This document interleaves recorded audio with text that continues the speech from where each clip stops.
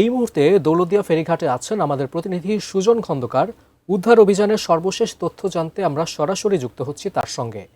সুজন, আজ তো পন্টুন সরিয়ে উদ্ধার কাজ চালানোর কথা, তো বৈরী আবহাওয়ার শেষে সেটি শুরু হয়েছে কিনা আর নতুন কোনো মৃতদেহ উদ্ধার হয়েছে কিনা আমাদের জানাবেন।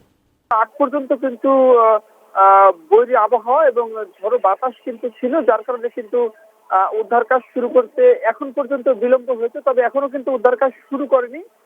একটু আগেই কিন্তু বৈরী আবহাওয়ার প্রকোপ কিছুটা কমেছে এবং আমরা সংশ্লিষ্ট যে কর্তৃপক্ষ রয়েছে তাদের সাথে কথা বলেছি যে একটু পরেই কিন্তু তারা উদ্ধার অভিযান শুরু করবেন। এবং সকাল থেকে কিন্তু এখন পর্যন্ত নতুন করে কোনো মৃতদেহ কিন্তু সন্ধান মিলেনি।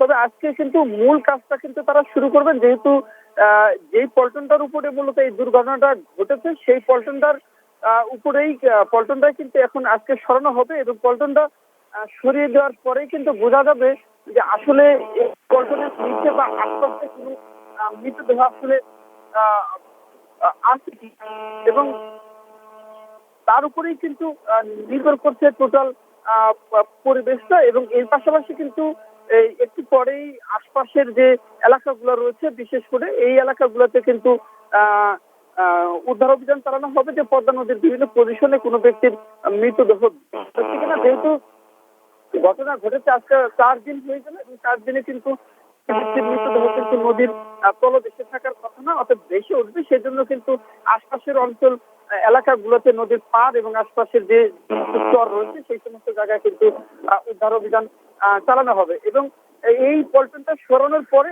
এই পল্টনের নিচে বা আশপাশে কোনো মৃতদেহ যদি না পাওয়া যায়, তারপরে কিন্তু কর্তৃপক্ষ সিদ্ধান্ত নেবেন যে আসলে উদ্ধার অভিযানটা তারা কন্টিনিউ করবেন কিনা।